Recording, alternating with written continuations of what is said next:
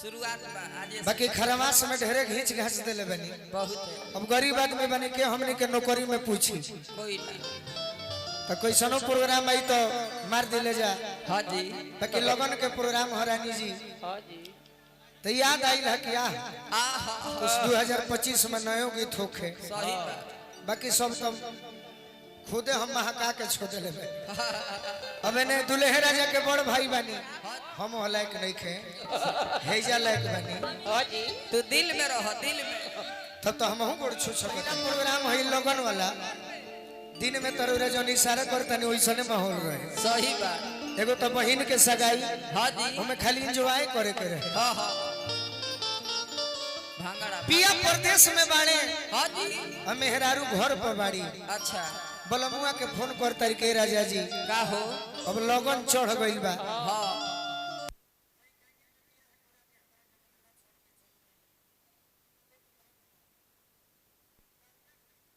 का कहतरी बोलो का कहतरी हो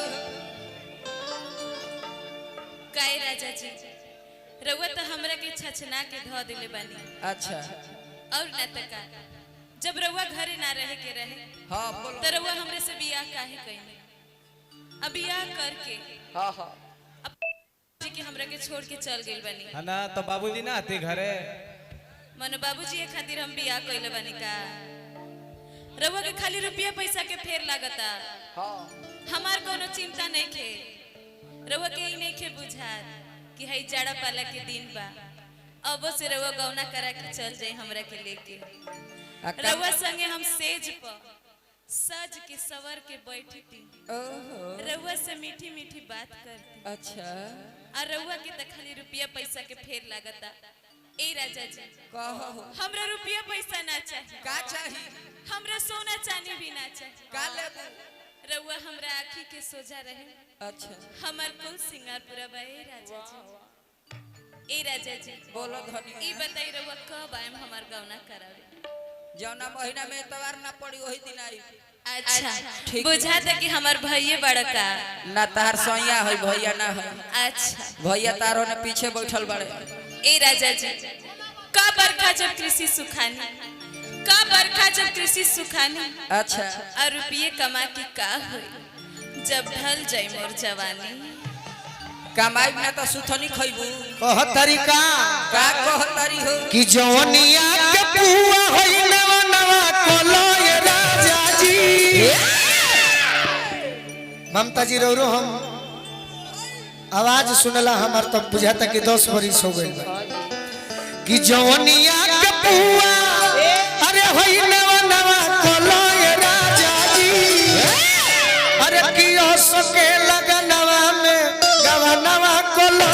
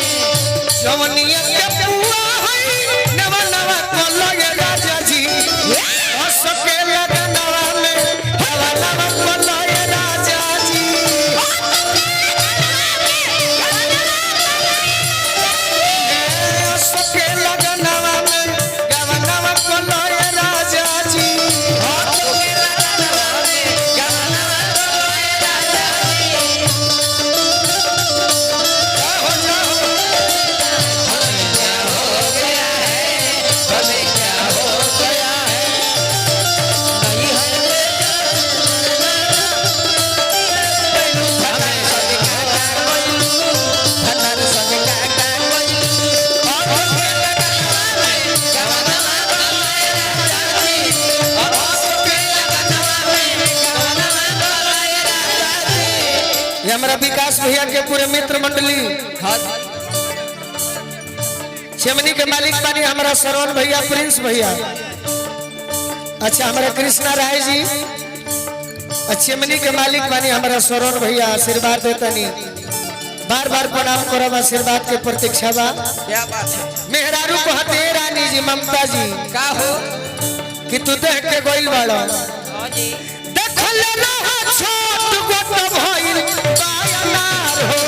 भइल बायनार हो कइल सुनिया सतरहिया के पार हो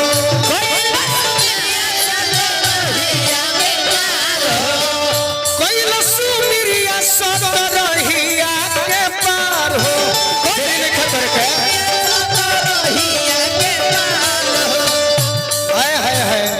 चालू अपन में कारखाना खोलो ये राजा जी चालू अपन में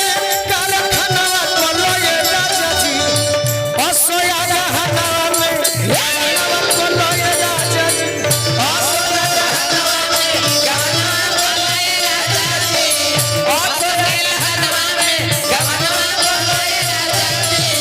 असोया रहना में गाना खोलो ये राजा जी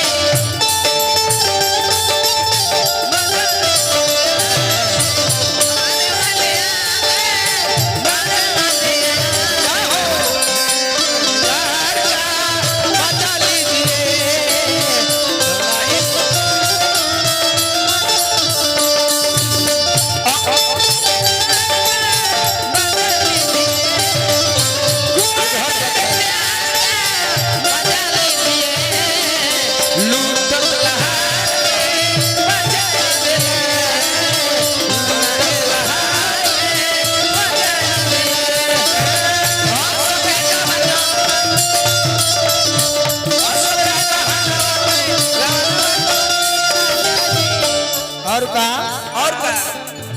जो हमी जितेंद्र कहे लोले बाड़ चुप हो लोले बाड़ चुप है लोले बाड़ चुप हो कावन सोलतिया के भर तारो भूख हो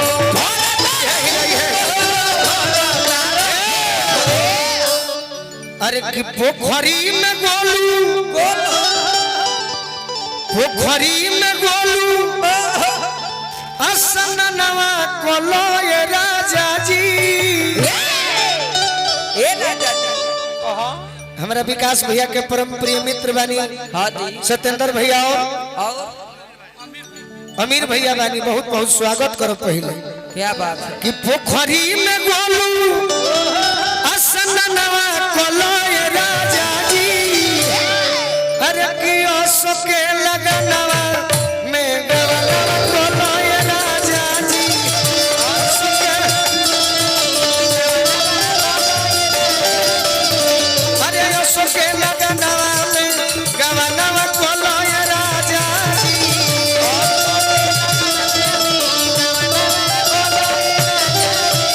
अच्छा हमारे विकास भैया के बचपन के मित्र बानी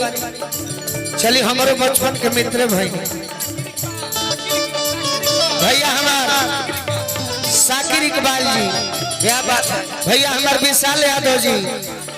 परम मित्र बानी विकास भैया के बड़ा सा लय सुंदर बनौले बड़ो हाँ हाँ नदिया किनारे हमरो गाँव कन्हा घूमले अइहो नदिया किनारे हमरो गाँव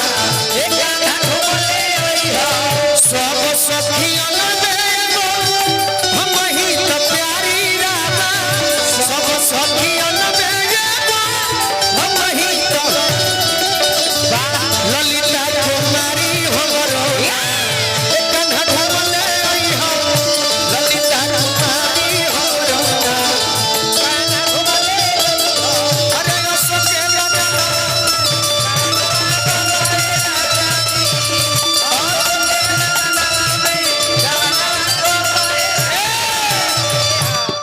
बरवे नहीं खाना तक बड़ा जाता है तोहरा नहीं खसैया तनिको फिकिरिया तनिको फिकिरिया रही दाली दही के रही दाली दही के मथनवा कोलो ये राजा जी रही दाली दही के मथनवा कोलो ये राजा जी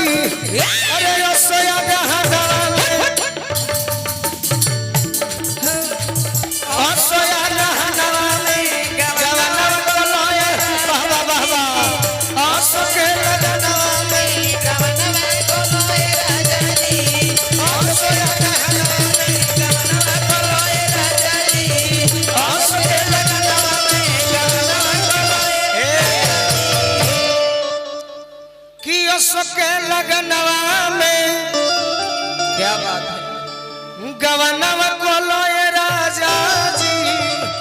ए राजा जी हमारा पर भगवान बड़ी दुखदाई भइल बड़ा